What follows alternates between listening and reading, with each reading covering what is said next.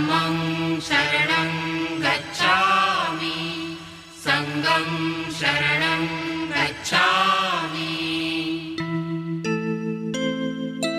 बुद्धं शरणं गच्छामि धम्मं शरणं गच्छामि संघं शरणं गच्छामि क्रांती सूर्य तू शिल्पकार तू भारताचा बोधिसत्व मूक नायका ओढल्या रूढी त्या परंपरा दिव्य तेज तुझ सकल न्यायदायका जीवन तुझे आम्हास प्रेरणा दाही दिशा तुझीच गर्जना गर्जना भीमराया माझा भीमराया आज उगवला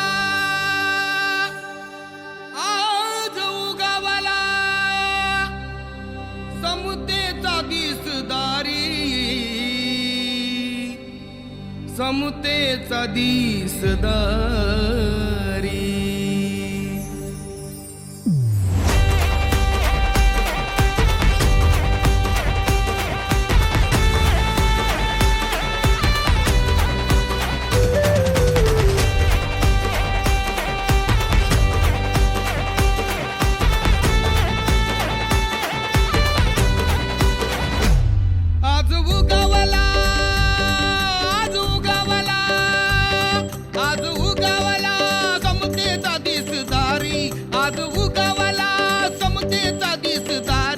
माझ्या भीमाची जयंती जगात भारी माझ्या भीमाची जयंती जगात भारी तान शिकवली जगाला दुनियादारी तान शिकवली जगाला दुनियादारी माझ्या भीमाची जयंती जगात भारी माझ्या भीमाची जयंती जगात भारी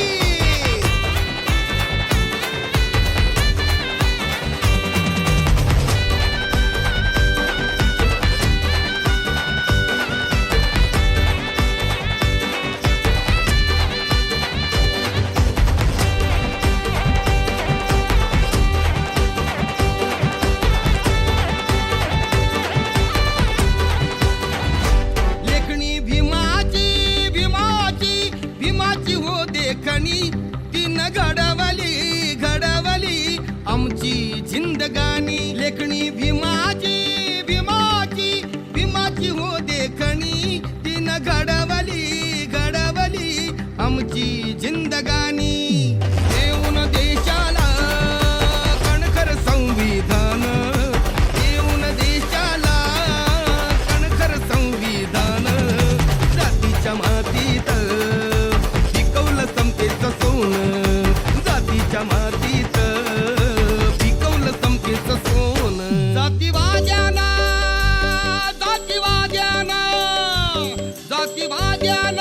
भीम देई ललकारी भीम क्रांतीनं किमया घडवली न्यारी माझ्या भीमाची जयंती जगात भारी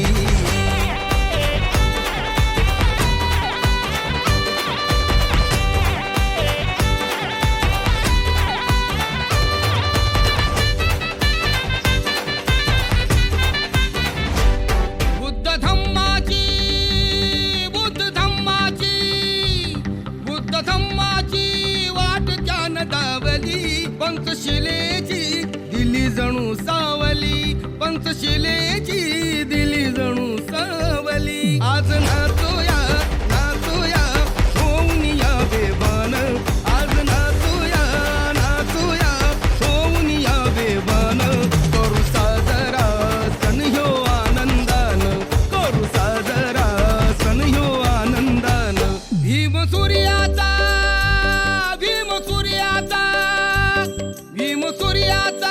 पसारला लखलखाट घरोघरी माझ्या भीमाची जयंती जगात भारी माझ्या भीमाची जयंती जगात भारी त्यान शिकवली जगाला दुनियादारी त्यान शिकवली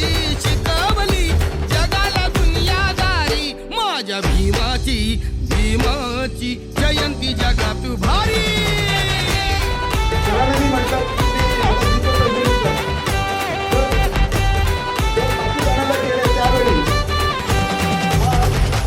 कॅल्शियम कार्बाईडचा हरभरा एवढा खडा या दिव्यामध्ये टाकला आणि बूच घट्ट लावला. हा कॅल्शियम कार्बाईडचा खडा दिव्यातील पाण्यामध्ये पडल्यानंतर पाण्याशी याचा संयोग झाला आणि ॲसिटिलीन नावाचा वायू तयार झाला. खडा विरघळला, ॲसिटिलीन नावाचा वायू तयार झाला.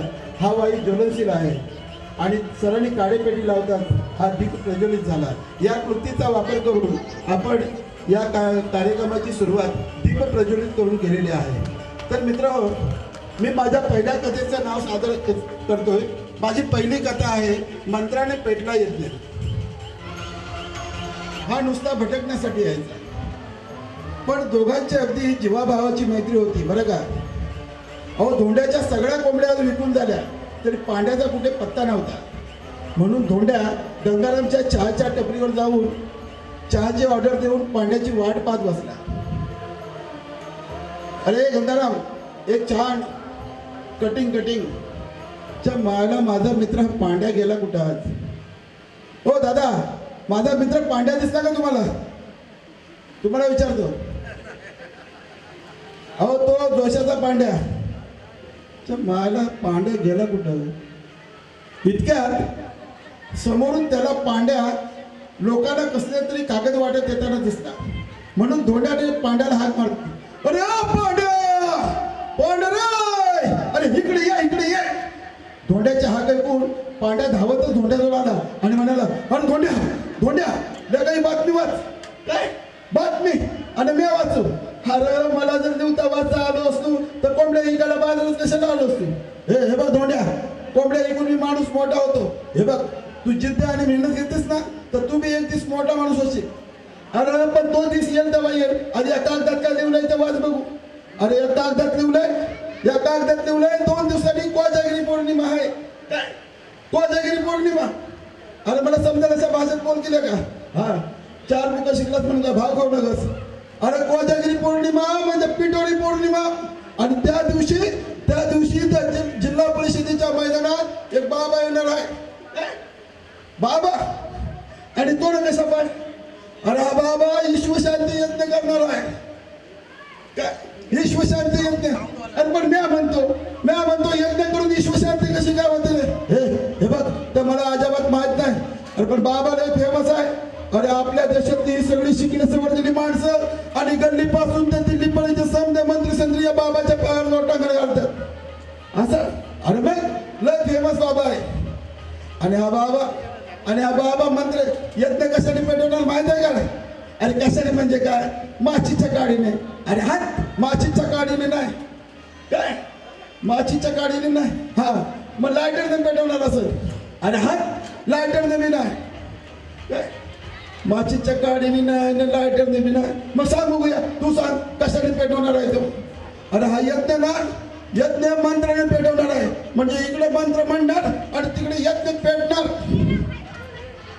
का रे, सकाळपासून तुला कोण भेटला नाही होय? चल गुमान चाय पी, चल गार होईल. अरे धोंड्या आले का? आयची शपथ, खोटं नाही बोलत. हे बघ, या कागदात लिहिलंय बघ, बाबा मंत्रशक्तीने यज्ञ पेटवणार आहे. अरे पण म्या म्हणतो मंत्राने जर आग पेटली असती तर या लोकांनी कांडी पेटी कशाला विकत घेतली असती. अरे मग तीच तर खरी गंमत आहे. म्हणून म्हणतो येत्या कोजागिरी पौर्णिमेला आपण त्या जिल्हा परिषदेच्या मैदानात जाऊया आणि त्या ईश्वशांती यज्ञामध्ये 4 लाकडं आपण बी टाकूया. काय? तर मित्रांनो, अशा पद्धतीने धोंड्याने पांड्याची समजूत काढली आणि त्याला कोजागिरी पौर्णिमेला यायला सांगितलं आणि दोघांनी एकमेकांचा निरोप घेऊन आपापल्या घरी निघून गेले.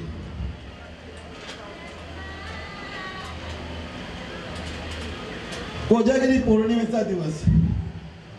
जिल्हा परिषदेचं मैदान 4 बाजूने सजलं होतं. मुख्य प्रवेशद्वाराला भलं मोठ्या फुलांचं तोरण बांधलं होतं. व्यासपीठाच्या मागच्या बाजूला रंगीबेरंगी फुलांच्या माळा सोडलेल्या होत्या. समोरच यज्ञकुंड होता. जिल्हा परिषदेचं मैदान 4 बाजूने भरलं होतं. लोक गावागावातून गाड्या भरून त्या मैदानात येत होते आणि थोड्याच वेळात त्या जिल्हा परिषदेचं मैदान चारी बाजूने तुडुंब भरलं. नंतर बाबांचा आपल्या शिष्यगणासह वाजत गाजत ताशाच्या बँडबाजाच्या तालासुरात आगमन झालं.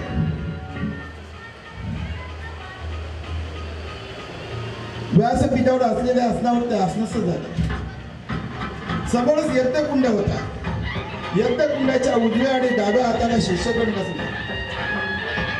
बाबांनी चौफेर नजर फिरवली आणि प्रसन्न मुद्रेने प्रवचन देण्यास सुरुवात केली. माझ्या प्रिय भक्तांनो, आज आपल्या देशातच नव्हे तर साऱ्या जगात अशांती आहे. ही अशांती म्हणजे उद्याचा सर्वनाश, अधपात. लोकांच्या मनात श्रद्धा, आपुलकी, भक्ती, प्रेम आणि परोपकाराची वृत्ती निर्माण व्हावी म्हणून मी आज विश्वशांती यज्ञ आयोजित केलेला आहे. हा यज्ञ मी कोणत्याही ज्वालाग्राही पदार्थाने प्रज्वलित न करता माझ्या अंगी असलेल्या दैवी सामर्थ्याने म्हणजेच मंत्रशक्तीने हा यज्ञ प्रज्वलित करणार आहे. आज कोजागिरी पौर्णिमा.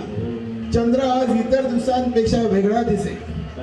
त्याचं तेज सारा आसमंत उजळून टाकेल. चंद्राच्या या शीतल प्रकाशाप्रमाणे तुमच्याही जीवनात चांदणं फुलावं. तुमचा भविष्यकाळ उज्ज्वल हो आणि सगळ्यांचं कल्याण हो असं म्हणून बाबा व्यासपीठावरून खाली उतरले आणि ते यज्ञकुंडाजवळ गेले. यज्ञकुंडाजवळ गेल्यानंतर त्यांनी यज्ञकुंडाची पूजा केली. अबीर टाकला, गुलाल टाकला, फुलं वाहिली, बेल वाहिलं आणि मंत्रपठण करू लागले. आणि मंत्रपठण करून झाल्यानंतर बाबांनी या यज्ञामध्ये कर्कण म्हणून तूप ओतलं आणि मंत्रपठण करू लागले. आता मी पण मंत्र म्हणतोय. भूत भानामती करणी मूठ, विज्ञान सांगते सारं झूट. भूत भानामती करणी मूठ, विज्ञान सांगते सारं झूट.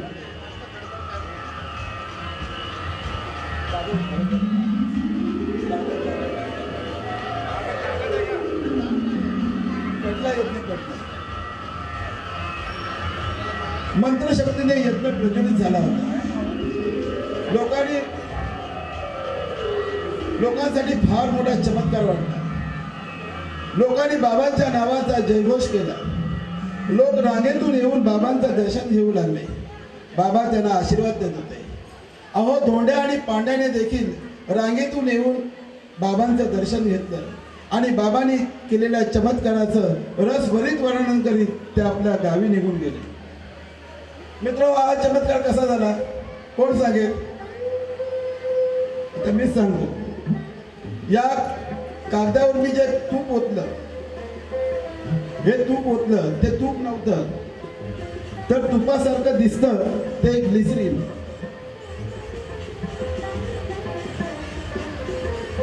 हे रसायन आहे. हे मेडिकलमध्ये मिळतं. तरुण मुलं मुली आपला चेहरा अधिक उजळ व्हावा म्हणून चेहऱ्याला लावतात ते ग्लिसरीन. आता हे ग्लिसरीन तुपासारखं दिसतं. ते मी याच्यावर कागदावर टाकलं असतं तर काहीच झालं. तर त्या कागदाच्या आतमध्ये हे अबिरासारख्या काळ्या रंगाचं पोटॅशियम परमॅंगनेट जे विहिरीतील पाणी शुद्ध करण्यासाठी वापरतात ते मी आधीच त्या कागदामध्ये दडवून ठेवलं होतं. त्याच्यावर ग्लिसरीन ओतल्यानंतर पोटॅशियम परमॅंगनेट आणि ग्लिसरीन यांची एक्झोथर्मिक रिॲक्शन होते. प्रचंड उष्णता निर्माण होते आणि जवळपास कागद होते. त्या कागदाने पेट घेतला. या कृतीचा वापर करून त्या बाबांनी यज्ञ प्रज्वलित केलेला होता.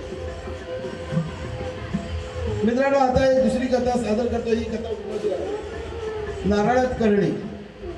मित्रांनो, मंत्रतंत्र, जादू, टोणा, करणी मूठ या प्रकाराला खूप लोक घाबरतात. सुशिक्षित लोक घाबरतात, अशिक्षित लोक घाबरतात आणि सगळेच लोक घाबरतात. आणि आम्ही एका अनामिक भीतीने जगत असतो की मांत्रिकामध्ये मूठ बांधण्याची शक्ती असते. म्हणजे गावातील आपापसातल्या मारामारामध्ये लोक किंवा कौटुंबिक कलहाने ग्रासलेले लोक एखाद्या मांत्रिकाकडे जातात आणि समोरच्या व्यक्तीला मूठ मारण्याची गळ घालतात मोबदला म्हणून मोठी रक्कमही देतात. मग त्या भक्ताने मूठ मारले की तिकडे माणूस पडकन मरतो. अशी आपली समजूत आहे. तर मित्रांनो, मंत्रतंत्र जादू टोणा करणी मूठ हे खरं आहे का, हे मी या कथेतून आपल्यासमोर सादर करतोय. कथेचं नाव आहे नारळात करणी. कथा विनोदी आहे.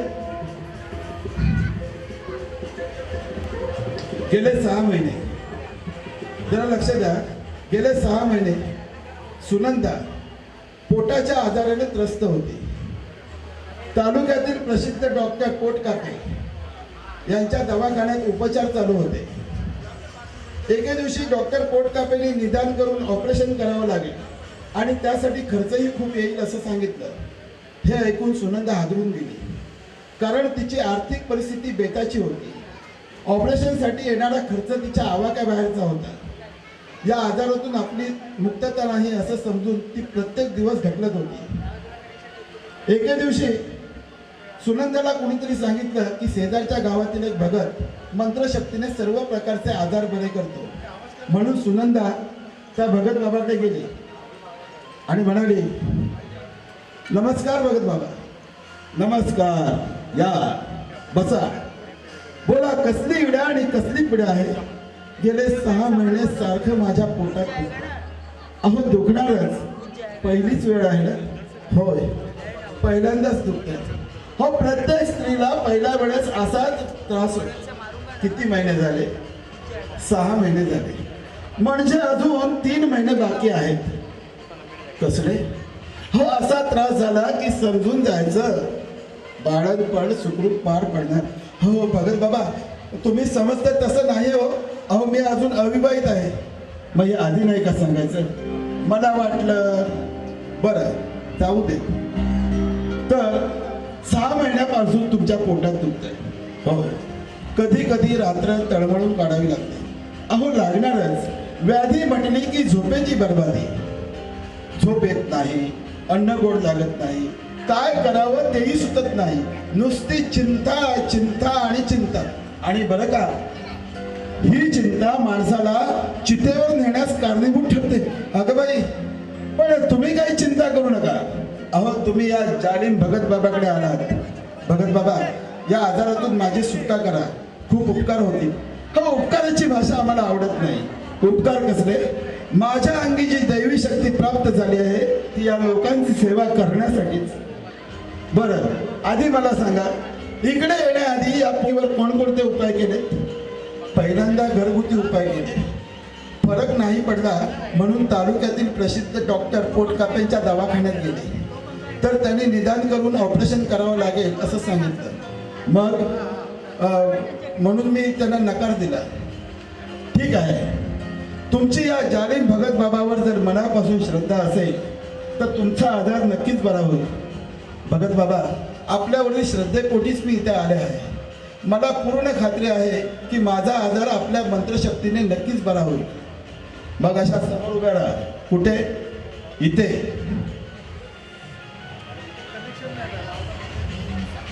मला वास येतोय. वास? कसला वास येतोय भगत बाबा? माझी आता पक्की खात्री झाली. ही व्याधी नाही, हा आजार नाही, हा विकार नाही, हा रोगही नाही. मग मग मग काय आहे भगत बाबा? करणी. जसा महारोग तशी महाकरणी. अहो, पण माझ्यावर करणी कोण करेल? माझं तसं कुणाशी भांडण नाही असं तुम्हाला वाटतं. करणी करण्यासाठी फार मोठं कारण शोधावं लागत नाही. एखादी शुल्लकशी बाब सुद्धा कारणीभूत ठरते. आपल्याकडून नकळत दुखावलेला माणूस देखील हे कृत्य करू शकतो. शुल्लकशी बाब, आपल्याकडून नकळत दुखावलेला माणूस म्हणजे 6 महिन्यापूर्वी मला बघण्यासाठी आलेला तो गुंड तरुण, माझ्याशी लग्न करण्याचा त्याचा आग्रह आणि मी दिलेला नकार. बरोबर बरोबर, हेच ते कारण. म्हणजे त्याने माझ्यावर करणी केली. होय, त्यानेच तुमच्यावर करणी केली आहे. पोटदुखी ही कुठली व्याधी नाही तर करणी आहे, करणी. हो, पण भगत बाबा, तुम्ही काही चिंता करू नका. आजार कितीही मोठा असला तरी जालिम उपाय माझ्याकडे आहे. म्हणजे माझं पोट, त्या डॉक्टर पोट कापेने सांगितल्याप्रमाणे तुमचं पोट कापावं लागणार नाही. मग मग काय करणार आहे? तुमचा आजार मी माझ्या मंत्रशक्तीने बरा करणार आहे. तो कसा काय? तुमचा आजार या नारळात येईल, म्हणजे तुमच्यावरील करणी या नारळामध्ये येईल. अहो नारळात करणी, नारळात पाणी असतं. बघा आता, नारळात करणी की नारळात पाणी ते अडम तडम तड़तड़ बाजा, अड़म तड़म तड़तड़ बाजा, अरे इसके पेट में जो भी कुछ है वो ये नारियल में आ जा. फोड़ फोड़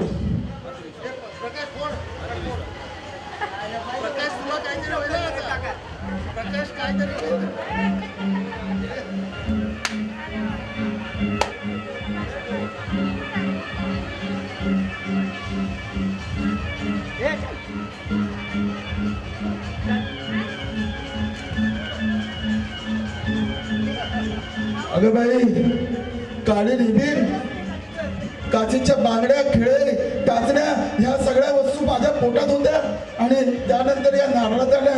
मी स्वप्नात तर नाही ना? नाही, तुम्ही स्वप्नात नाही, तुम्ही पूर्णपणे जागे आहात. भगत बाबा, आपले उपकार, हा उपकाराची भाषा आम्हाला आवडत नाही. माझ्या गुरुने जे शिकवलं ते मी व्यक्तीच्या व्याधीत सत्कारणी लावण्याचं काम केलं. हो पण असं कसं? त्या डॉक्टर पोटकापेने तर पोट कापायचं सुचवलं होतं आणि तो तर स्मशानात जाण्याचा मार्ग होता आणि त्यातून तुम्ही माझी या आजारातून सुटका केली. हे आपले उपकार, म्हणजे चमत्कार म्हणजे उपकारच नाही का? हा उपकाराची भाषा आम्हाला आवडत नाही. आमची भाषा आहे यातली, कळलं? हो भगत बाबा, समजलं. येते मी. नमस्कार. या नमस्कार. मित्र, हा चमत्कार कसा झाला कोण सांगेल? तुम्हाला माहित आहे की नारळाच्या आतमध्ये 3 डोळे असतात, शेंडीच्या आतमध्ये. त्याच्यातील एक डोळा जो असतो तो कमजोर असतो. अशी सळी घेऊन हा डोळा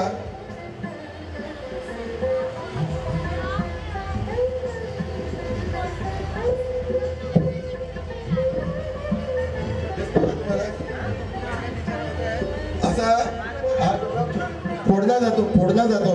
त्यानंतर त्यात शेंडी बाजूला करून त्याच्यातून काळी रिबीन, बांगड्या, खिळे, टाचण्या, फुलांच्या कळ्या जरी टाकल्यात आणि 2 दिवसात नारळ फोडतात तर ताजी टवटवीत फुलं निर्माण होतील. तर या कृतीचा वापर करून त्या बाबाने सुनंदाच्या पोटातील करणी काढलेली होती. मित्र, यानंतरची मी कथा आपणासमोर सादर करतोय. विनोदी कथा आहे आणि त्या कथेचं नाव आहे पाण्यापासून प्रसाद.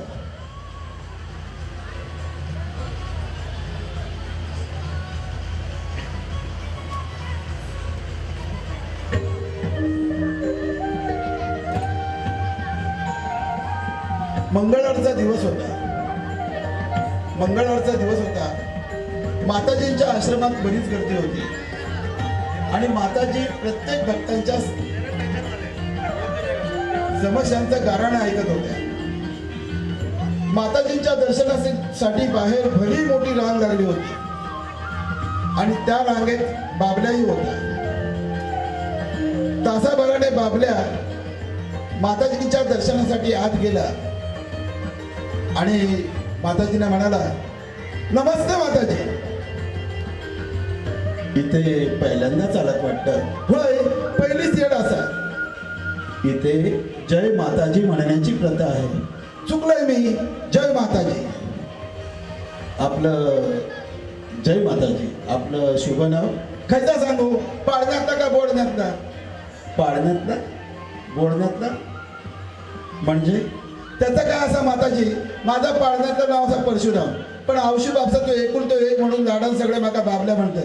अहो तुम्ही नुसतं मालवणा केलास आणि पुन्हा विचारतात की बाबल्या मालवणकर राहता काय, तर नुकतंच चटणी नेसून लागलेलं पोळ सुद्धा तुमच्या हातात धरून माझ्या घरात आणून सोडतो.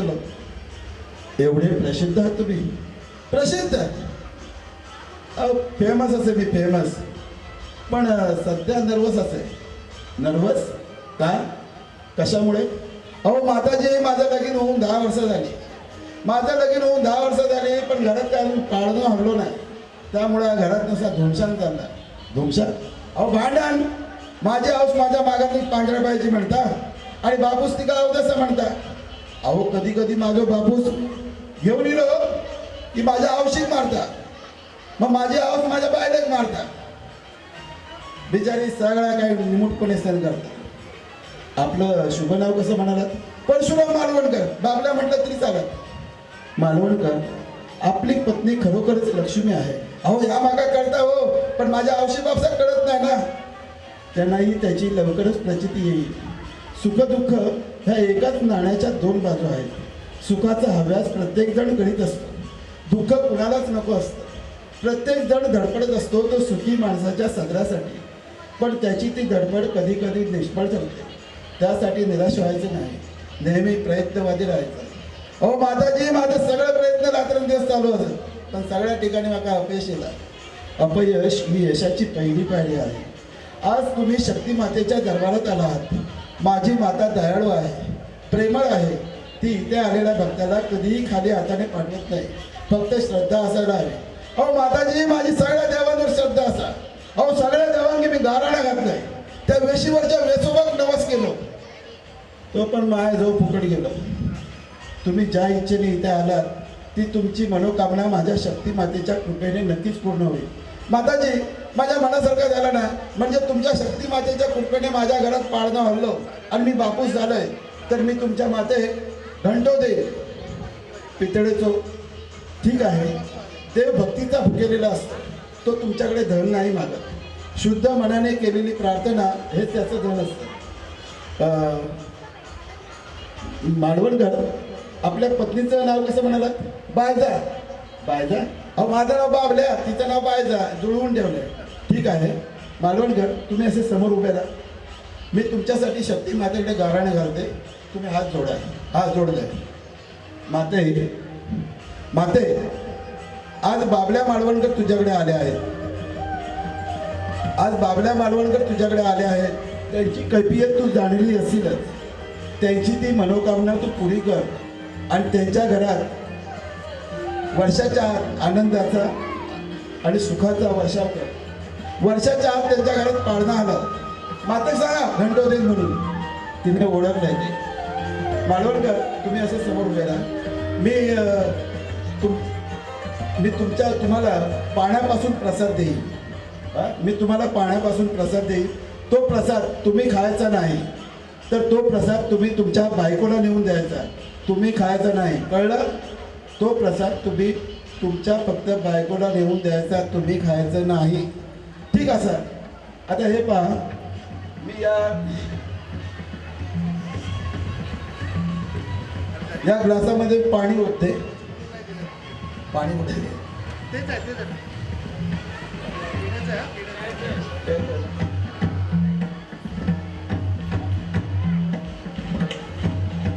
आता या ग्लासामध्ये मी पाणी ओतते.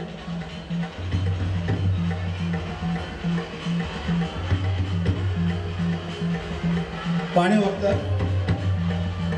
आता त्यावर हा किंचित मोठा ग्लास, मालवणकर, त्यावर हा किंचित मोठा ग्लास मी उघडा मारते. या ग्लासामध्ये काही नाही. पहा, पाहिलं का? काही नाही. आता हा ग्लास मी याच्यावर उघडा मारते.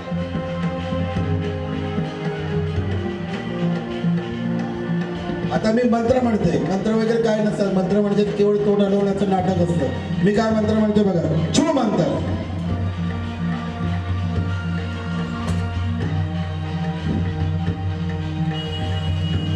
हा घ्या प्रसाद.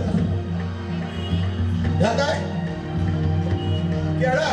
केळा, पाण्यापासून केळा, आणि त्या सुद्धा याकच. हो, हे केळं तुम्ही तुमच्या बायकोला नेऊन द्यायचं. माताजी, खरंच या केळा माझ्या माघारीन खाल्ल्यावर माझ्या घरात पाळणं हलतलो आणि मी बापूस होतो नाही. हो माताजी, पाण्यापासून केळा आणि केळापासून मालवणकर निघा आता. नाही म्हणजे माताजी, प्रसाद म्हणून थोडासा केळा मी खाल्ले तर मालवणकर मी तर तेवढंच करा. निघा आता. आणि हो, पुढच्या वेळी इकडे येताना एकटे येऊ नका, तर सोबत आपल्या बायकोला आणि मुलाला घेऊन या. असा मग घंट पण घेऊन येते. जय माताजी, जय माताजी. कथा आवडते का कथा? आवडते असेल टाळ्या वाजवा. मित्र, हा चमत्कार कसा झाला? आता हे जे केळं आहे ते या ग्लासामध्ये माताजीने भरून ठेवलं होतं आणि त्यावर चपलक बसेल असा पेला ठेवला. हा ग्लास तुम्हाला एकच दिसतो ना? आता माताजीने जे पाणी होतं ते या ग्लासामध्ये होतं. त्यानंतर हा किंचित मोठा ग्लास याच्यावर उकडा मारला. का? तर पूजा करायचे, मंत्र म्हणायचे म्हणून. मंत्र काय उघड्यावर होत नाही का? उघड्यावर होत नाही, कारण उघड्यावर झालं तर चमत्कार होत. मग मंत्र झाकून म्हणायचे असतात. म्हणून माताजीने मंत्र म्हटले. मंत्र वगैरे काय नाही, असे तोंड हलवण्याचं नाटक केलं. मी छू मंत्र म्हटलं आणि कसं किंचित दाब दिला आणि हा ग्लास इथे फासून दिसतो ना तुम्हाला, तो उचलून बाजूला ठेवला आणि पहिल्या ग्लासामध्ये केळं हे माताजीने त्या बाबल्याला अपत्य प्राप्तीसाठी दिलं. मित्रांनो, अशी केळी खाऊन उपास तपास करून व्रत वगैरे करून नवस करून मुलं होत नाही. संत तुकाराम महाराजांनी 400 वर्षापूर्वी एक अभंग लिहून ठेवलेला आहे की ऐसे नवसासे पुत्र होती तर मग का करणे लागे पती. अशी नवसाने जर मुलं झाली असती तर पती करण्याची काय गरज होती. असं साधं व्यावहारिक ज्ञान देणारा अभंग संत तुकाराम महाराजांनी 450 वर्षापूर्वी लिहून ठेवला. हे आपण लक्षात घेतलं पाहिजे. मित्रांनो, यानंतरची कथा आपणासमोर सादर करतोय. त्या कथेचं नाव आहे जळता कापूर.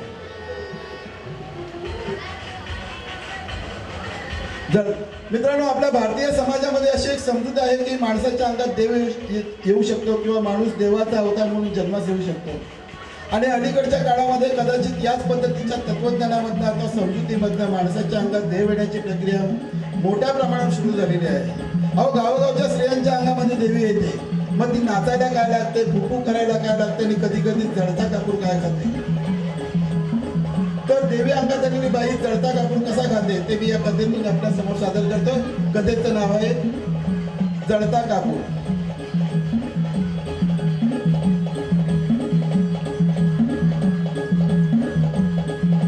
गेले 6 महिने किती काजल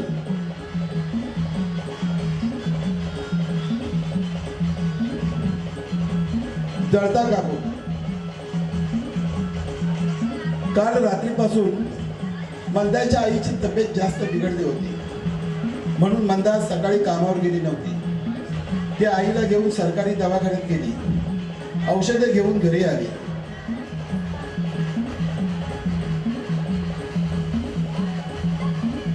आणि औषध घेऊन मंदाच्या आईच्या आजाराचं निदान अजून डॉक्टरांनी केलं नव्हतं. त्यामुळे मंदाची आई देखील या आजाराला कंटाळलेली होती. ती सारखा देवाचा दावा करून त्याच्याकडे मरणाची अपेक्षा करीत होती. दुपारची वेळ होती.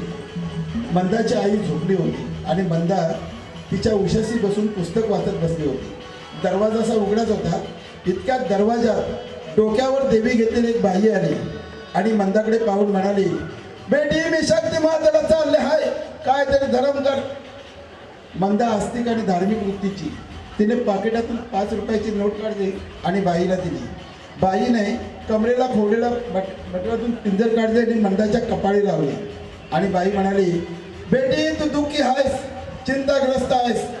तुझं दुःख, तुझी चिंता मला सांग, मी तुला मार्ग दाखवेन. मंदाने बाईच्या चेहऱ्याकडे पाहिलं. तिला घरात बोलावलं. तिच्या डोक्यावरची देवी खाली उतरवली आणि मंदा म्हणाली, गेले 5-6 दिवस माझ्या आईची तब्येत बरी नाही. तब्येत काही फरक पडत नाही. हे ऐकताच बाईने देवीच्या गाभाऱ्यातून एक कापडाची वडी काढली आणि ती पेटवली आणि त्या कापडाच्या फडफडणाऱ्या ज्योतीकडे एक पाहू लागली.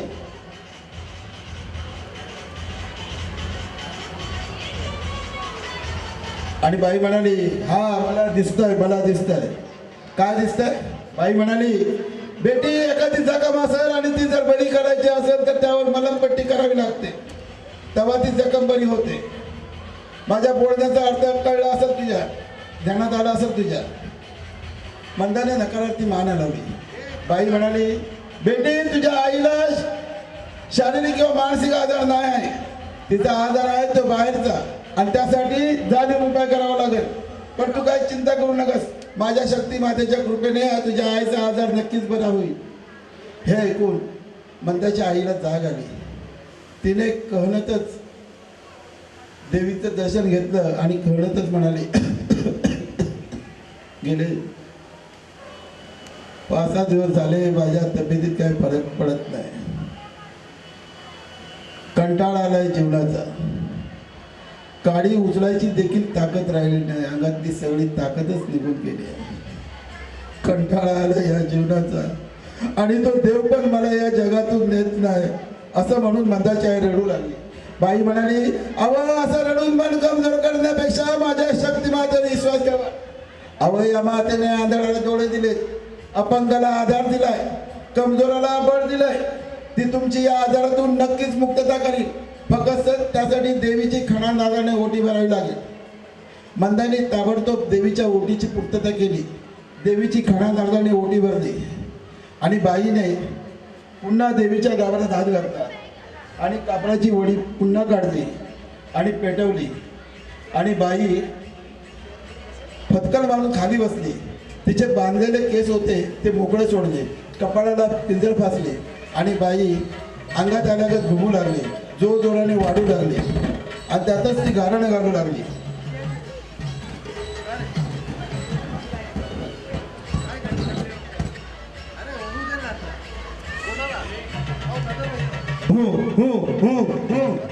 आई माते हे तुझं लेकरू तुला शरण आलाय, त्याचं तू तारण कर आणि त्यांचा कोणताही आजार असेल तर तू आपल्या पोटात घे, गिळून टाक आणि ठणठणीत होऊन जाऊ दे असं म्हणून तो बाईने तो जळता कापूर उचलला, दोन्ही हातावर खेळवला आणि चक्कट तोंडात टाकून गिळला.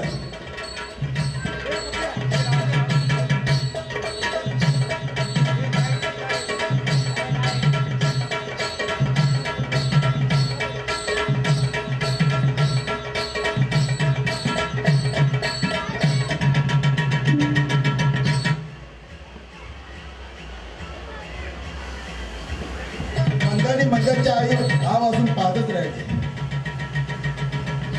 बाई म्हणाली बेटी तुझ्या आईचा आजार माझ्या शक्ती मातेने खेळून टाकलाय, आता तुझी आई नक्कीच बरी होईल. हे ऐकून मंदाच्या निराश चेहऱ्यावर प्रसन्नता उमटली.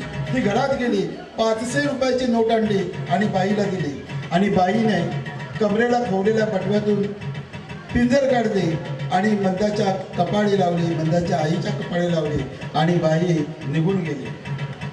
मित्र होय 3 चमत्कार आहेत. जळता कापूर खाणं, जळत्या निखारावरून चालणं आणि जळता मशाल अंगावर फिरवणं. हे आता मशाल मी अंगावर जे फिरवत नाही आहे, जळत्या निखारून चालणं हा मैदानी प्रयोग आहे, तो आम्ही मैदानात करतो. त्यासाठी तरी खाणावी लागते, त्याच्यामध्ये निखार काय जेवढे लाल निखारे असतील तेवढे त्याच्यावर चालणं सोपं होतं आणि तुम्ही आम्ही सगळे चालू शकतो. तर याचं वैज्ञानिक रहस्य काय आहे की जळता कापूर बाईने या हातावर फिरवला, त्यानंतर तोंडात टाकल्यानंतर तो गिळला. मी पण जळता कापूर या हातावर फिरवला आणि तोंडात टाकला. त्या कापडाच्या वड्यात छोट्या असल्यामुळे म्हणजे आणि बऱ्याच असल्यामुळे त्या खाली पडल्या. नंतर बऱ्याच वेळ तो काय मोठी वडी असते ती मी बऱ्याच वेळ तोंडामध्ये ठेवतो. आणि तर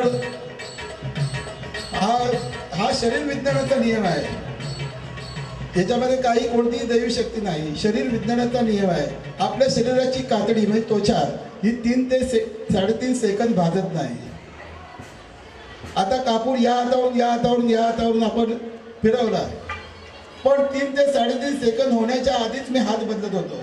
जास्त वेळ जर हातावर कापूर धरला असता तर हात भाजला असता. तसाच जळता पडिता म्हणजे मशाल जे आपण अंगावर फिरवतो ती या बिंदूपासून या बिंदूपर्यंत पायावर मांड्यांवर इकडून इकडे परत इकडे असं दिवसभर आपण फिरू शकतो. पण एकाच जागी जर दाबून धरलं तर आपला हात भाजेल. पण 3 ते 3.5 सेकंद होण्याआधीच तसंच जळता निकालून देखील आपण असंच चालू शकतो. 3 ते 3.5 सेकंद होण्याआधीच आपल्याला पाय उचलायचे असतात. जास्त वेळ उभं राहिलं तर आपले पाय भाजतात. हा शरीर विज्ञानाचा नियम आहे. तर या कृतीचा वापर करून त्या बाईने त्यानंतर जळता कापूर तोंडात टाकल्यानंतर तो जळत होता. पण तोंड बंद केल्यानंतर जळण्यासाठी जो प्राणवायू लागतो, ऑक्सिजन लागतो, तो मिळत नाही. तोंड बंद केल्यानंतर कापूर विझतो. बाईने विझलेला कापूर गिळला, मी विझलेला कापूर काढून दाखवला. एवढाच काय तो फरक आहे, हे आपण लक्षात घेतलं पाहिजे. मित्रांनो, यानंतरची कथा आपल्यासमोर सादर करतो. त्या कथेचं नाव आहे गण्याला भूताने झपाटलं. गण्याला भूताने झपाटलं. आपलं मित्रांनो, भूत या जगात असतं असा संस्कार तुमच्या माझ्यावर लहानपणापासून झालेला असतो आणि आजूबाजूच्या परिसरातून हा संस्कार बळकट करणाऱ्या बातम्या सारख्या आपल्या कानावर आदळत असतात. आणि आजच या आधुनिक विज्ञानाने पुरवलेल्या नवनव्या साधनांद्वारा या भूताखेताच्या गोष्टी, वृत्तपत्र, मासिके, नियतकालिके आणि आपल्या घरात जो TV आलेला आहे त्या टीव्हीने टीव्हीवर सारख्या भूताखेताच्या गोष्टी, मालिका दाखवत असतात. त्यामुळे या जगात भूत असतं ही कल्पना आपल्या डोक्यात ठाण मांडते. वडाच्या झाडावर भूत असतं, पिंपळाच्या झाडावर भूत असतं, पडक्या घरात भूत असतं, स्मशानभूमीत भूत असतं आणि अमावास्येच्या रात्री तर असतं. अख्ख्या जगात जेवढी भूतं नाहीत तेवढी आमच्या कोकणात आहेत, अशी आमच्या कोकणवासियांची समजूत. अहो, कोकणातल्या प्रत्येक झाडावर एकाच दुसरं तरी भूत असतंच. तर हे भूत नावाचं प्रकरण काय आहे? खरंच भूतं असतात का? तर मी या कथेतून आपल्यासमोर सादर करतो. कथेचं नाव आहे गण्याला भूताने झपाटलं. वैशाख अमावास्येला वाकडे गावात देवीची यात्रा भरली होती.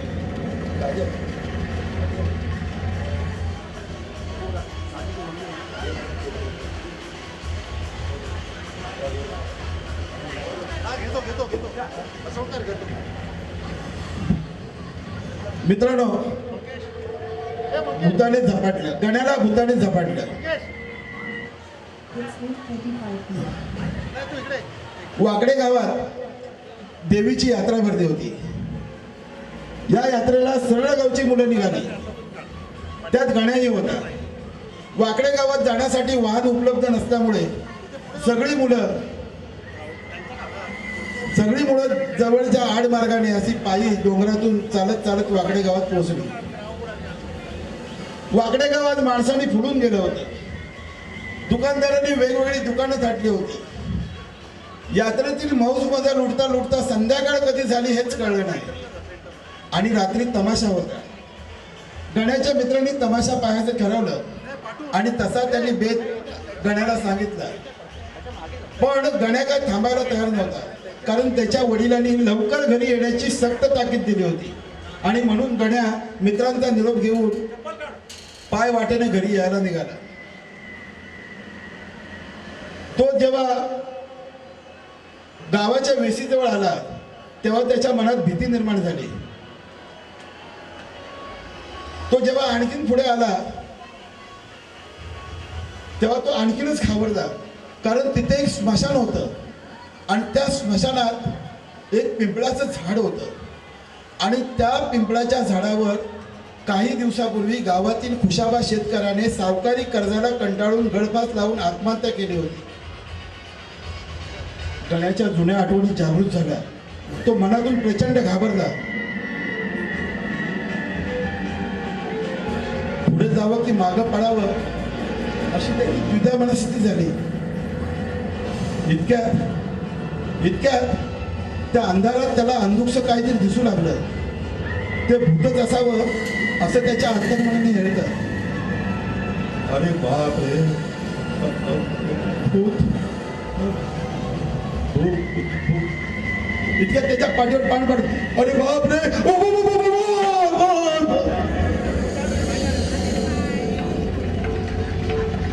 गड्या धूम धावत पळत घरी सुटला. घरी आल्यानंतर तो बेशुद्ध पडला. बेशुद्ध पडल्यानंतर गण्याच्या वडिलांनी त्याच्या तोंडावर पाणी मारलं. थोड्या वेळाने गण्या शुद्धीवर आला आणि चित्रविचित्र हातवारे करू लागला. मध्येच भूत असं ओरडू लागला आणि गावातले लोक गोळा झाले. अरे बापरे, याला काय झालं, याला काय झालं असं विचारता करू लागले. मग गण्याच्या वडिलांनी सांगितलं तो वाकडे गावात यात्रेला गेला होता. मग मित्रांना सोडून तो एकटाच घरी आला. मग गावातील लोकांनी तर्कवितर्क करायला सुरुवात केली, कारण त्या गावामध्ये अमावास्येच्या रात्री भूतांचा मुक्त संचार असतो अशी समजूत होती. आणि त्याच्यामुळे गण्याला भूताने झपाटल्या याच्यावर गावकऱ्यांनी शिक्कामोर्तब केलं. आणि गण्याच्या वडिलांची खात्री झाली की गणा असा चित्रविचित्र हातवारे करतो, वेगवेगळ्या भाषेत बोलतो, मध्येच भूतभूत म्हणतो, म्हणजे गण्याला नक्कीच भूताने झपाटलं. मग गण्याचे वडील क्षणाचाही विलंब न लावता गावातील मांत्रिकाकडे गेले. मांत्रिकाकडे गेल्यानंतर मांत्रिक अंगणात बसला होता. गण्याच्या वडिलांना पाहून मांत्रिक म्हणाला, राम राम, आज इकडे कशी काय वाट चुकलं? गण्याचे वडील म्हणाले, अहो वाट नाही चुकलो, आधी तुम्ही माझ्यासोबत चला. अहो पण असं झालं तरी काय? अहो ते नंतर सांगतो, आधी तुम्ही माझ्यासोबत चला. मग मांत्रिकाने असा सदरा चढवला आणि असं त्रिशूळ घेतलं आणि तो पाय वाटेने घरी यायला निघाला. वाटेत त्यांनी गण्याविषयीची सगळी माहिती गण्याच्या वडिलांकडून मिळवली. घरी आल्यानंतर गण्याचे चित्रविचित्र हातवारे चालू होते, वेगवेगळ्या भाषेत बोलणं चालू होतं, मध्येच भूतभूत म्हणणं चालू होतं. मांत्रिकाने निरीक्षण केलं आणि मांत्रिक म्हणाला, अरे याला तर त्या पिंपळाच्या झाडावरच्या मुंजाने झपाटलाय आणि ते भूत फार जालिम आहे आणि त्या मुंजाच्या तावडीतून सोडवणं म्हणावं तेवढं सोपं काम नाही. हे फार जोखमीचं काम आहे आणि ते माझ्याच्याने होणार नाही. तेव्हा तुम्ही याला दुसऱ्या कोणत्या तरी भक्ताकडे घेऊन जा. आता भक्ताने आडेवडे घेण्यास सुरुवात केली. मग गण्याचे वडील म्हणाले, अहो हे पहा, यासाठी जो काय खर्च येईल तो मी करेन, हो करेन, पण माझ्या मुलाची यातून सुटका करा. मग मांत्रिकाने जाणलं की आता जास्त आडेवेडे घेण्यात काही अर्थ नाही, सरळ कामाला सुरुवात केली. मग मांत्रिक म्हणाला, हे पहा, याला त्या पिंपळाच्या झाडावरच्या मुंजाने झपाटले आणि तो मुंजा बऱ्याच दिवसापासून भुकेलेला आहे, उपाशी आहे आणि तो मुंजा ज्या काही वस्तू मागेल त्या त्याला द्याव्या लागतील. मग गण्याचे वडील म्हणाले, मुंजाला काय काय हवंय? मग भक्ताने असं अंग धरलं, जोरजोराने वाढू लागला. गण्याला समोर बसवलं, करू लागला. त्यातच तो म्हणायला लागला, बोल मुंजा बोल, तुला काय हवंय, बोल लवकर. मग बोल लवकर. मग स्वतःच मुंजाच्या आवाजात म्हणाला, मला एक कोंबडी हवी, 6 लिंब हवे, 6 नारळ हवे, एक कोरा कपडा हवाय आणि एक दारूने भरलेली बाटली हवी. या सगळ्या वस्तू मिळाल्या तरच मी याला सोडेन. मग गण्याच्या वडिलांनी या सगळ्या वस्तूंची पूर्तता केली. मांत्रिकाने या वस्तू पाहिल्यानंतर तो मनातून खुश झाला आणि मग त्यांनी देवघरातून असा तांदळाने भरलेला तांब्या आणायला सांगितलं. मग गण्याच्या आईने देवघरातून तांदळाने भरलेला तांब्या आणला आणि मांत्रिकाने सांगितलं की हे पहा, याच्या अंगातील भूताला, म्हणजे गण्याच्या अंगातील भूताला मी या तांब्यामध्ये गाडणार आहे. आता या तांब्यामध्ये त्रिशूळ खुपसलं तरी हा तांब्या उचलला जात नाही, पण याच्या अंगातील भूत, म्हणजे गण्याच्या अंगातील भूत मी माझ्या मंत्रशक्तीने या तांब्यामध्ये गाडल्यानंतर ते भूत या तांब्यामध्ये जाईल आणि ते त्रिशूळ घट्ट पकडेल आणि तांब्या उचलला जाईल.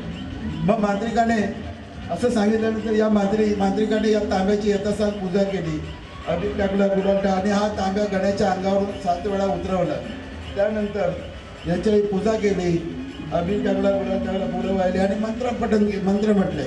आता मंत्र वगैरे काय नसतं, मंत्र म्हणजे केवळ तोंड हलवण्याचं नाटक असतं. आता मी काय मंत्र म्हणतो लक्षात घ्या, मी पण मांत्रिक आहे आणि मी मांत्रिक आहे असं समजा आणि मी गण्याच्या अंगावर त्रिशूळ फिरवतोय आणि याच्यामध्ये खूप असतोय आणि मंत्र म्हणतोय, भूत मानामती करणी मूठ, विज्ञान सांगता सारं झूट, भूत मानामती करणी मूठ, विज्ञान सांगता सारं झूट. अशी तास ते 1.5 तास ही प्रक्रिया मांत्रिक करत असतो. आपल्याकडे वेळ कमी आहे म्हणून मी जर पटापट करतो, पण आपण गृहीत धरा की मी गण्याच्या अंगावर त्रिशूळ फिरवतोय, त्याच्यामध्ये खूप असतोय, भूत मानामती करणी मूठ, विज्ञान सांगता सारं झूट. अशी तास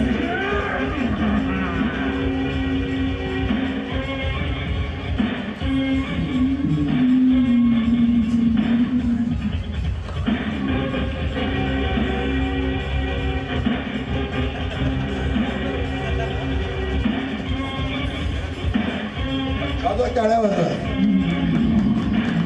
वाजवला टाळ्या. मांत्रिक म्हणाला, हे पहा, आता गण्याच्या आईवडिलांना हा फार मोठा चमत्कार वाटला आणि गण्यालाही वाटलं, अरे अशा पद्धतीने अजूनपर्यंत हा तांब्या उचलला जात नव्हता. पण मांत्रिकाच्या मंत्रशक्तीवर गण्याची प्रचंड श्रद्धा होती आणि त्याच्यामुळे त्याला वाटलं की माझ्या आता अंगात भूत नाहीये, त्या तांब्यामध्ये आहे, की अजूनपर्यंत हा तांब्या उचलला जात नव्हता. पण मांत्रिकाने मंत्रशक्तीने माझ्या अंगातील भूत या तांब्यामध्ये गाडल्यामुळे त्या भूताने त्रिशूळ घट्ट पकडले आणि तांब्या उचलला गेलाय, त्याच्यामुळे माझ्या अंगात भूत नाही तर त्या तांब्यामध्ये आहे, अशी त्यांनी सूचना घेतली आणि तो नॉर्मल झाला. मग मांत्रिक म्हणाला, हे पहा, मी माझ्या मंत्रशक्तीने याच्या अंगातील भूताला या तांब्यामध्ये बंदिस्त केलेलं आहे आणि हे भूत फार जालिम आहे आणि आज अमावस्या असल्यामुळे आज रात्री हा तांब्या स्मशानात नेऊन गाडावा लागेल, नाहीतर या तांब्यातील भूत बाहेर येईल आणि तुमच्यापैकी कुणाला तरी झपाटेल, मग त्याला जबाबदार मी नसेल. आता अमावस्या असल्यामुळे स्मशानात जायला कोणीच तयार होईना. मग मांत्रिक म्हणाले, ठीक आहे, तुम्ही कोणी स्मशानात जात नसाल तर मीच जातो स्मशानात आणि सगळे तिकडे सोपस्कार पार पाडतो, मात्र त्याची वेगळी दक्षिणा द्यावी लागेल. मग गण्याच्या वडिलांनी त्याला काही पैसे दिले. मग मांत्रिकाने त्या सगळ्या वस्तू कापडामध्ये बांधल्या आणि खुशीत गाजर खात निघून गेला. मित्रांनो, हा चमत्कार कसा झाला कोण सांगेल? मित्रांनो, हा चमत्कार कसा झाला हे मी तुम्हाला सांगणार नाही. हा चमत्कार इथे बसलेल्या सगळ्यांनी आपल्या घरी करून पाहावा अशी माझी इच्छा आहे. फक्त या चमत्काराची अट मी तुम्हाला एवढंच सांगेन की या पद्धतीचा तांब्या घ्या, कोणत्याही धातूचा घ्या, पण या आकाराचा तांब्या घ्या. या आकाराचा तांब्या घ्या, त्याच्यामध्ये तांदूळ टाका. तांदूळ आपले नेहमीचेच, काही विशेष नाही. आणि तांदूळ टाकल्यानंतर असे त्रिशूळ घ्या. त्रिशूळ नसेल तर सुरी घ्या. सुरी नसेल तर स्क्रूड्रायव्हर घ्या. पण कोणताही रॉड घ्या आणि असा खालीवर खालीवर खालीवर खालीवर खालीवर खालीवर करा. एक क्षण असा येईल की त्यामध्ये त्रिशूळ खूपच न कठीण जाईल किंवा सुरी खूपच न कठीण जाईल. त्यावेळी हा जोराने खुपसाने असा तांब्यावर उचलून दाखवा. हा प्रयोग तुम्ही घरी करून पहा. इथे जे काय शेजारी पाजारी आले नाहीत त्यांना करून दाखवा. पण उद्यापासून भूत उतरवण्याचा नवा धंदा तुम्ही सुरू करू नका, तुम्हाला सांगतो. आणि यानंतरची कथा आपल्यासमोर सादर करतोय. कुठे आहेत आपले सुनील कदमजी? वेळ आहे ना?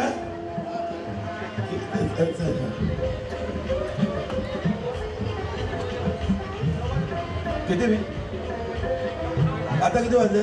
8:45. हा, मग शेवटची कथा घेतो. हा मित्रांनो, ह्या ज्या अंधश्रद्धा आहेत आणि हे जे चमत्कार होतात, खूप चमत्कार आहेत. आणि हे चमत्कार आम्ही तुमच्यासाठी जादूचे प्रयोग वगैरे नव्हे, आणि हा चमत्कार खूप आहेत. जर मी मोठ्या प्रमाणावर चमत्कार करायला गेलो तर हा विज्ञान कथा कथनाचा कार्यक्रम नसून म्हणजे सगळं तुमचे, आता ते सुनील कदम यांनी सांगितलं, कुटुंब रंगलंय विज्ञानात. याचा अर्थ काय की तुम्ही तुमच्या पतीसोबत, पत्नीसोबत, मुलांसोबत आलात, एक कुटुंब या विज्ञानामध्ये रंगलेलं आहे, असा त्याचा अर्थ आहे. बरोबर नाही? असं त्याने खरं तर कार्यक्रमाचं नाव आहे ज्ञान विज्ञान कथन, पण आमच्या सुनील कदमांनी कुटुंब रंगलंय विज्ञानात अशा पद्धतीची जाहिरात केलेली आहे. धन्यवाद. आणि तर हे जे चमत्कार होतात ते एकाच पद्धतीने होतात असं नाही, तर वेगवेगळ्या कृतींचा वापर करून हे चमत्कार केले जातात. एखादा बाबा हे काय रसायनशास्त्राचे प्रयोग असतात, काय भौतिकशास्त्राचे प्रयोग आहेत, काय हातचलाकीचे प्रयोग आहेत. जादूगार जेव्हा हातचलाकीचे प्रयोग करतो त्याला आपण त्याचं 5 रुपये तिकीट पाडतो आणि त्याचे जादूचे प्रयोग करतो. पण हे लोक जेव्हा चमत्कार करतात तेव्हा ते आपल्याला दैववादी बनवतात, अंधश्रद्धेच्या खाईत लोटतात आणि तुमची आमची फसवणूक करतात. हे भोळ्या बाबड्या लोकांना फसवून हे चमत्कार केलेले असतात. ते चमत्कार त्यांच्यावर मी कथा लिहिलेल्या आहेत. हे पुस्तक याच्यावर मी कथा या लिहिलेल्या आहेत आणि त्या कथा मी गेली 20 वर्ष शाळा कॉलेज खेड्यापाड्यातून मी सादर करत असो. आणि हे मी ज्ञान विज्ञान कथन नावाचं हे पुस्तक लिहिलेलं आहे. ह्या पुस्तकातल्या या कथा आहेत. इथे सगळ्याच कथा काय मला सादर करता येणार नाही, पण हे पुस्तक ह्याची 120 रुपये किंमत आहे आणि आजच्या घडीला आम्ही इथे 100 रुपयांना आपल्याला पुस्तक देऊ शकतो. तर इथे पुस्तक उपलब्ध आहे. या पुस्तकातल्या या कथा आहेत. आपल्याला आवडल्या असल्यास नक्कीच इथे या मुलाकडे घ्या आणि हे जे चमत्कार होतात ते एकाच पद्धतीने होत असं नाही, वेगवेगळ्या कृत्यांचा वापर करून होतात. तुम्हाला माहिती आहे की तुम्हाला माझ्यासारखा सदरा घालून हे चमत्कार होत, त्यासाठी आपल्याला पवित्र असा म्हणजे वेगळा वेशभूषा करावी लागते. साधू महाराजांची वेशभूषा करावी लागते, दाढी असते आणि कैस्यांचे टोप असतात. असे त्याच्यातून वेगवेगळ्या पद्धतीच्या वस्तू लपवलेल्या असतात. एखादा बाबा, आणि बाबा कसा असतो की त्याचा एक असा हात असतो, एक असा, इकडच्या भक्ताला असा आशीर्वाद देतो, इकडच्या भक्ताला असा आशीर्वाद देतो, इकडच्या भक्ताला असा आशीर्वाद देतो, आणि जवळ कोणी नसला तर लांबच्या भक्ताला असा आशीर्वाद देतो. पण त्याचा हात कधी खाली जात नाही. आणि आपल्या देशातला एखादा VIP जर बाबा अनपढ बाबाच्या पायावर तिने आपला मेंदू ठेवला तर बाबा असा हवेमध्ये हात फिरवतो आणि त्याच्या हातामध्ये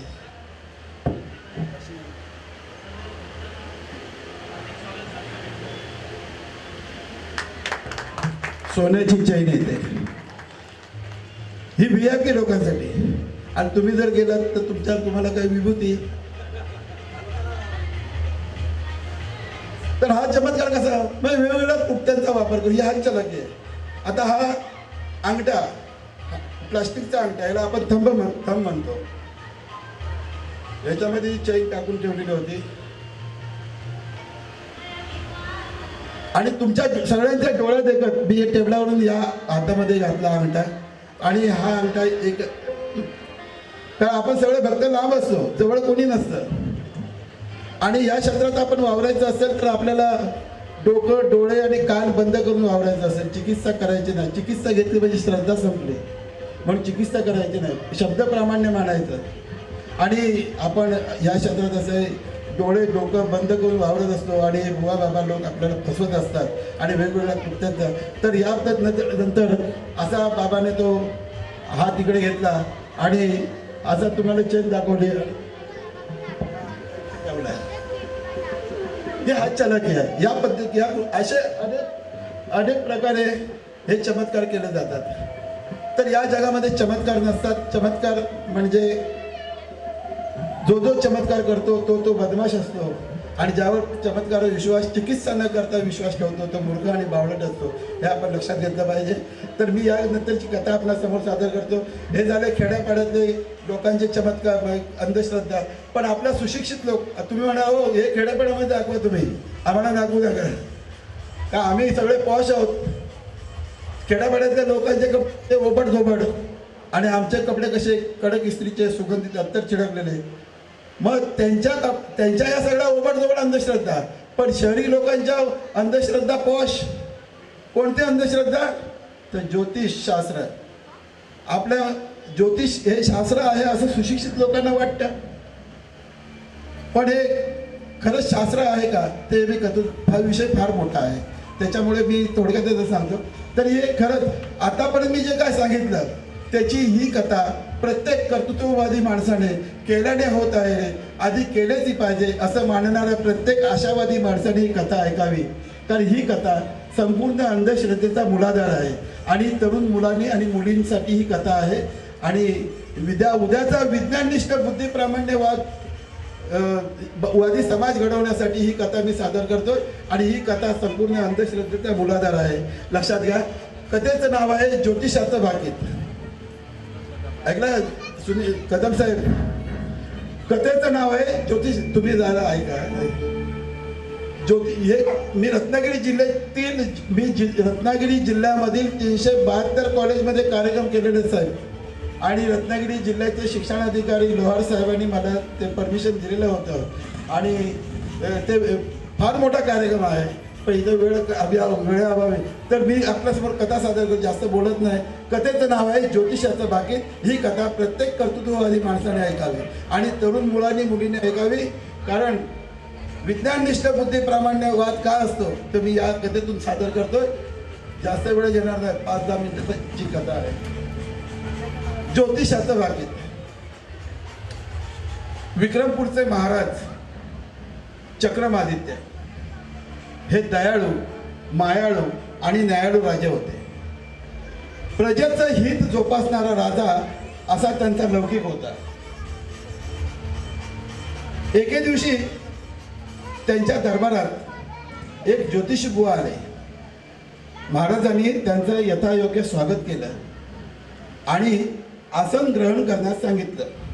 आणि ज्योतिषी बुवा म्हणाले, ज्योतिषी बुवा आपल्याला कसली मदत हवी आहे?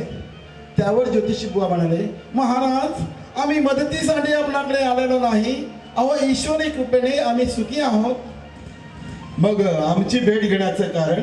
महाराज आपली कीर्ती ऐकून भेट घेण्याची अनावर इच्छा झाली. अहो स्वार्थ बाजूला सारून दुसऱ्यावर परोपकार करणारा राजा म्हणजे साक्षात आपण महान आहात. या महानुभूतीचं दर्शन व्हावं म्हणून मी आपल्याकडे आलो आहे. असं सांगून ज्योतिषी पुढे म्हणाले, महाराज आपली इच्छा असेल तर मी आपलं भविष्य कथन करू इच्छितो. आता महाराज श्रद्धाळू असल्यामुळे त्याने अगदी हसत हसत भविष्य कथनाला परवानगी दिली. प्रथम महाराज ज्योतिषांनी महाराजांचा हात पाहिला, नंतर चेहरा पाहिला, इकडून पाहिला, इकडून पाहिला, इकडून पाहिला. अहो राणी साहेबांनी देखील महाराजांच्या आयुष्यात कधी असा चेहरा न्याहाळला नसेल असा ज्योतिषी बुवांनी पाहिला. नंतर त्याने आपल्या जोडीतून एक पंचांग काढलं, ते न्याहाळलं आणि प्रथम त्यांनी भूतकाळामध्ये जे काय घडलं त्याची क्रमवार माहिती सांगितली.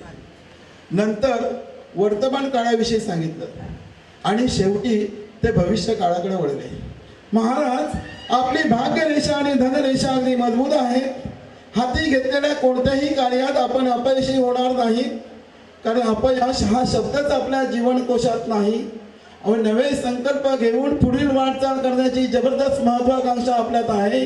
अहो एवढंच नव्हे तर साऱ्या ग्रहांची आपल्यावर कृपा दृष्टी आहे. पण असं म्हणून ज्योतिषी बुवा अचानक गप्प राहिले. महाराज म्हणाले, ज्योतिषी बुवा आपण अचानक गप्प का राहिलात? काही विपरीत? ज्योतिषी बुवा अडखळत म्हणाले, महाराज बोला ज्योतिषी बुवा आपण असे अडखळताय का? जे काय असेल ते निसंकोचपणे सांगून मोकळे व्हा. मग महाराज आपण काय? बोला ज्योतिषी बुवा बोला, आपण काय? महाराज आपण 3 महिन्यांनी मरणार आहात. हे ऐकताच महाराजांचा चेहरा खरकन खाली पडला. त्यांच्या प्रसन्न चेहऱ्यावर उदासीनता निर्माण झाली. ते फारच अस्वस्थ झाले. त्यांना काय करावं काय सुचेनासं झालं. ते ज्योतिषी बुवांना म्हणाले, ज्योतिषी बुवा यावर काही उपाय नाही? उपाय नाही महाराज. अहो एक वेळ हस्तलिखित पुसता येईल, परंतु विधी लिखित पुसता येणार नाही. अहो प्रत्यक्ष ब्रह्मदेवाचा बाप जरी खाली आला ना तरी ते पुसू शकणार नाही. असं सांगून ज्योतिषी बुवा निघून गेले. आपण 3 महिन्यांनी मरणार असं ज्योतिषी बुवांनी सांगितल्यापासून महाराज बेचैन झाले होते. त्यांचं कशाचं लक्ष लागत नव्हतं. जसजसे दिवस जात होते तसतसं आपलं मरण जवळ येतं याची त्यांना सारखी जाणीव होत होती. चिंतेने ग्रासलेल्या महाराजांनी आता अन्नपाणी वर्ज केलं होतं आणि स्वाभाविकच याचा परिणाम त्यांच्या प्रकृतीवर होऊ लागला. दिवसेंदिवस त्यांची प्रकृती ढासळू लागली. महाराज अक्षरशः बिछाण्याला खिळले होते.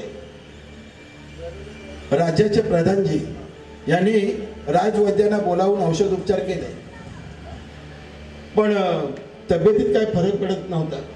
महाराज अक्षरशः अंथरुणाला खिळले होते. पण प्रधानजी कुशाग्र बुद्धीचे होते. त्यांनी जाणलं की अथक प्रयत्न करून देखील महाराज बरे होत नाहीत. कदम साहेब, अथक प्रयत्न करून देखील महाराज बरे होत नाहीत. याचा अर्थ महाराजांचा आजार हा कोणताही शारीरिक आजार नसून कोणता तरी मानसिक आजार असावा. म्हणून त्या दृष्टीने महाराजांची त्यांनी सखोल चौकशी केली. तेव्हा महाराजांनी सांगितलं की प्रधानजी, काही दिवसापूर्वी आपल्या दरबारात एक ज्योतिषी बुवा आले होते. त्यांनी मी 3 महिन्यांनी मरणार असं सांगितल्यापासून मला अन्न पाणी गोड लागत नाही. मी फारच अस्वस्थ आहे. हे ऐकताच प्रधानजींनी आपल्या सैनिकाकरवी ताबडतोब ज्योतिषी बुवांना निरोप पाठवला आणि ताबडतोब दरबारात हजर राहण्यास सांगितलं. प्रधानजींचा निरोप मिळताच ज्योतिषी बुवा दरबारात आले. अस्वस्थ झाले. प्रधानजींनी प्रश्न केला, ज्योतिषी बुवा महाराजांचं आयुष्य फक्त 3 महिन्यांचं आहे असं आपण सांगितलं ते खरं आहे का? हो, अहो अगदी खरं. त्यांची जन्मकुंडलीच सांगते तसं. ज्योतिषी बुवा, महाराजांची जन्मकुंडली तुम्ही पुन्हा तपासून पहा, त्यात बदल झाला असेल. ठीक आहे, मी महाराजांची जन्मकुंडली पुन्हा तपासून पाहतो. नाही, काही बदल झालेला नाही. हे पहा, महाराज 3 महिन्यांनी मरणार म्हणजे मरणार. ज्योतिषी बुवा, आपण सांगताय अंतिम सत्य आहे का? हो तर अहो त्यांची जन्मकुंडली सांगते तसं. ठीक आहे ज्योतिषी बुवा, आपण आपली जन्मकुंडली पाहिली असेल. माझी माझी जन्मकुंडली मी पाहिली आहे. मग आपण किती वर्ष जगणार आहात? मी 80 वर्ष जगणार आहे. म्हणजे आता माझं वय 40 वर्ष आहे, अजून मी 40 वर्ष, म्हणजे एकंदरीत आयुष्य माझं 80 वर्षाचं आहे. नक्की? नक्की म्हणजे काय? नक्की माझी जन्मकुंडली सांगते तसं. पहा ज्योतिषी बुवा, तुमची जन्मकुंडली तुम्ही पुन्हा तपासून पहा, त्यात बदल झाला असेल. ठीक आहे, मी माझी जन्मकुंडली पुन्हा तपासून पाहतो. नाही, काही बदल झालेला नाही. हे पहा, मी 80 वर्षापर्यंत जगणार म्हणजे जगणार. ठीक आहे ज्योतिषी बुवा, समजा मी माझ्या या तलवारीने आपलं शिर इथल्या इथे धडा वेगळं केलं तर? छा असं कसं बरे होईल? आपल्या राज्यामध्ये अन्याय, अत्याचार, खून खराबा होत नाही. इथली प्रजा गुण्या गोविंदाने नांदते. अशा राज्यामध्ये खून खराबा होईलच कसे? मी म्हणतो होईलच कसे? नाही, तुमचं भाकीत कसं खोटं आहे ज्योतिषी बुवा, तुमचं भाकीत कसं खोटं आहे हे सिद्ध करण्यासाठी मला तुमचा वध करावा लागेल. म्हणून सांगतोय ज्योतिषी बुवा, अजून मी तुम्हाला संधी देतोय. तुमची जन्मकुंडली तुम्ही पुन्हा तपासून पहा, त्यात बदल झालेला आहे. तुमचा मृत्यू आत्ता ताबडतोब इथे होणार आहे. पहा.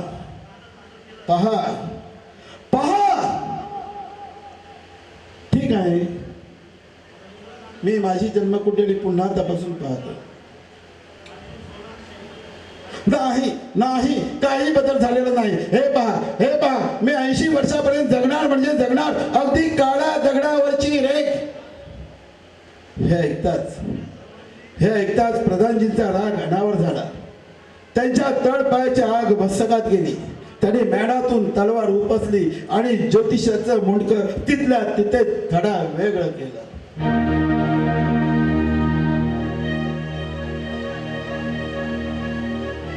प्रधानजी महाराजांना म्हणाले, पाहिलं महाराज, काही क्षणापूर्वी 80 वर्षापर्यंत जगण्याचा दावा करणारा ज्योतिषी क्षणार्धात तडफडत मरण पावला. यावरून आपल्याला कळलं असेल की ज्योतिषाचं भाकीत एक थोटांड होतं. महाराजांना त्यांची चूक कळली आणि नॉर्मल झाली. मित्र, ज्योतिष हे शास्त्र नाही, त्याला कोणताच आधार नाही.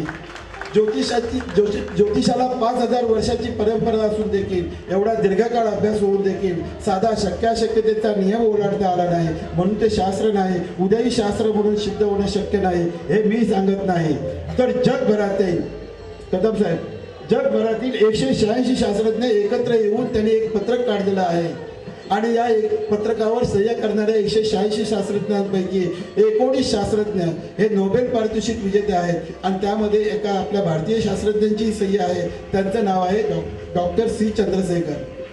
ज्योतिष हे शास्त्र नाही, त्याला कोणताच आधार नाही. ज्योतिष हा केवळ काही लोकांचा पोट भरण्याचा धंदा आहे, त्यावर जनतेने विश्वास ठेवू नये असं सांगणारं हे पत्रक आहे. मित्रांनो, एवढ्या मोठ्या संख्येने, एवढ्या मोठ्या शास्त्रज्ञांनी एकत्र येऊन असं पत्रक दुसऱ्या कोणत्याही गोष्टीसाठी काढलेलं नाही. पण फळ ज्योतिष हे कसं थोटांड आहे, खोटा आहे, अशास्त्रीय आहे आणि त्याने मानव जातीचं किती मोठ्या प्रमाणावर नुकसान होतं. म्हणून या पद्धतीचं पत्रक काढून त्यांनी कडक शब्दात समज दिला असावा असं मला वाटतं. मित्रांनो, जे आपली आकाशगंगा आहे, या आकाशगंगेमध्ये सूर्य हा तारा आहे. या सूर्याभोवती फिरणारे जे 9 ग्रह आहेत बुध मंगळ गुरु शुक्र शनी युरेनस नेपच्यून प्लुटो या 9 ग्रहांमध्ये राहू केतू नावाचे ग्रह नाहीत. तरी देखील ज्योतिषांच्या पत्रिकेमध्ये राहू केतू नावाचे ग्रह येतात आणि ते तुमच्या आमच्या जीवनामध्ये धुमाकूळ घडतात. शनीची 7:30 पावणे 8 आहे असं सांगतात आणि तुमच्या आमच्या जीवनामध्ये तरुण मुलींची लग्न बिघडवतात. मित्रांनो, आम्ही खेड्यापाड्यामध्ये जेव्हा कार्यक्रम करतो त्यावेळी लोक कार्यक्रम संपल्यानंतर येतात आणि म्हणतात, अहो आमच्या मुलीच्या लग्न करत आहे पण त्या मुलीच्या पत्रिकेत मंगळ आडवा येत आहे. ती त्यासाठी काय करावं लागेल तर आम्ही सांगतो नॉन मंगळी पत्रिका बनवून घ्या, ज्योतिषांना काहीतरी द्या चहा पाणी म्हणजे दक्षिणा वगैरे ते देतील बनवून. होतं असं कसं? अहो ते मुलाकडे त्यांना फसवणं होणार नाही का? अहो आम्ही म्हणतो आजच्या विज्ञान युगामध्ये जो सुशिक्षित मुलगा पत्रिकेवर विश्वास ठेवून लग्न करतो तो आधीच मूर्ख असतो. असे छोट्या मूर्खाला अधिक मूर्ख बनवलं तर काय फरक पडतो? शून्य छोटं काय आणि मोठं काय? शून्य ते शून्य. ज्योतिषी सांगतात मंगळ असलेल्या मुलीचा नवरा मरतो. आम्ही ज्योतिषांना प्रश्न विचारतो की मंगळ असलेल्या मुलीचा नवरा मरतो, मग मंगळ असणाऱ्या मुलीचा एखादा प्रियकर देखील मरतो काय? जर मरत नसेल तर लग्न विधीमध्ये असं काय आहे की एकदम मंगळाचं विष जागृत होतं आणि नवऱ्या मुलाच्या शरीरात शिरतं? ह्या एकाही प्रश्नाचं हे विद्वान ज्योतिषी उत्तर देत नाहीत. आणि म्हणून ज्योतिषांना आम्ही सांगतो, अरे ज्योतिषांनो, कशाला त्या उपर मुलींना मंगळीचा शिक्का मारून त्यांचं जीवन उद्ध्वस्त करतात? मित्रांनो, शनीची 7:30 पावणे 8 आहे असं सांगून आपल्या तरुण मुलींची लग्न उद्ध्वस्त होतात.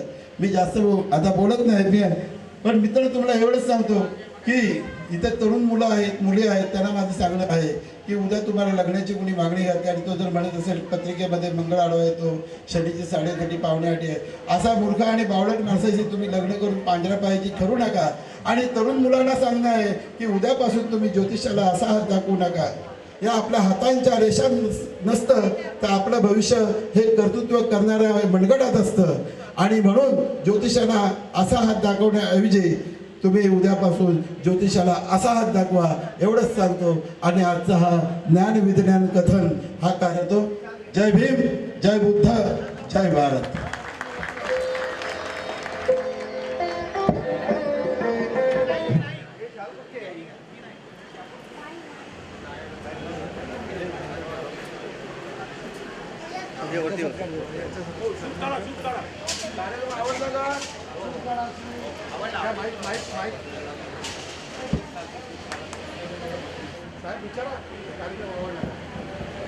कार्यक्रम कसा झाला?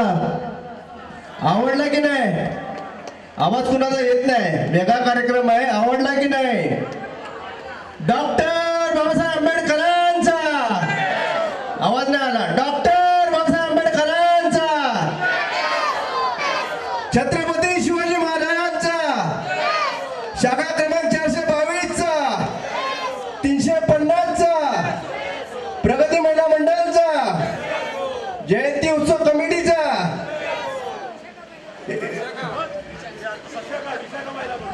विशाखा महिला मंडळाचा. बरं,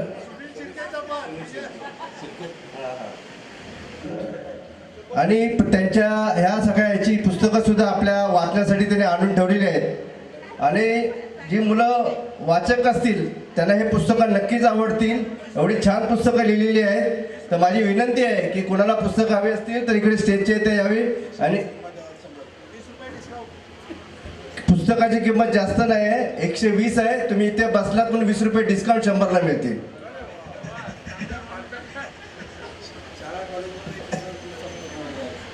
ठीक आहे, आता आपला हा छोटा काही समारंभ संपलेला आहे. याच्यानंतर आपला कारोके सिस्टम जो आपले जे कलाकार होणार त्या कलाकारांची तुम्हाला संगीत आणि गाणे ऐकायचे आहेत त्याची सुद्धा तुम्ही आतुरतेने वाट बघत आहात. कलाकार आपल्यामध्ये बसले ते जेव्हा इकडे येते तेव्हा तुम्हाला कळतील कलाकार कोण आहेत ते. तरी मी आपल्यामध्ये जास्त वेळ न घेता आपण आदरणीय अशोक असोलकर यांचा आपण सन्मान करूया यथोचित.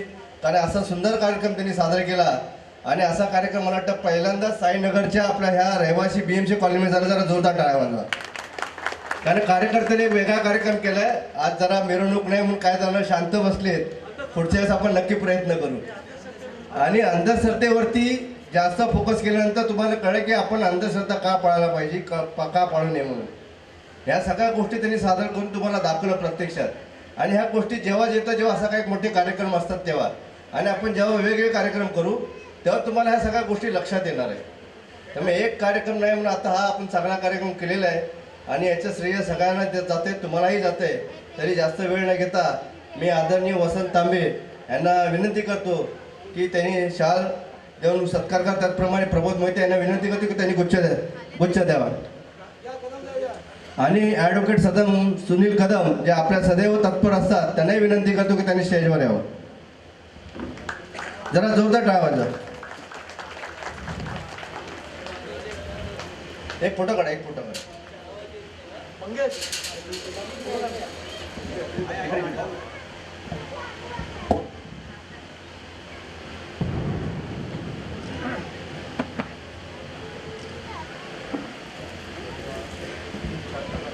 अफसरकरजी धन्यवाद, चांगला कार्यक्रम केलाय. तरी आता आपला पुढील जो कार्यक्रम आहे आरोग्य सिस्टम, ह्या कार्यक्रमाचं संचालन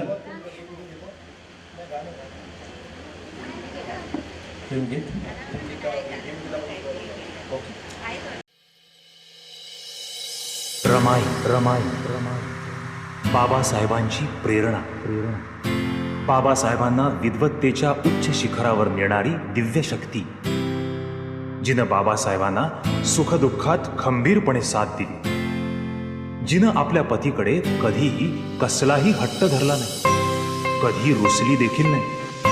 पहाटे उठून गोवऱ्या शेळी थापून, कोळसा वेचून, पैका जमवून, घर खर्च चालवून उरलेला पैसा बाबासाहेबांना शिक्षणासाठी दिला तिने. सोन्यासारखा धाडलेला हा संसार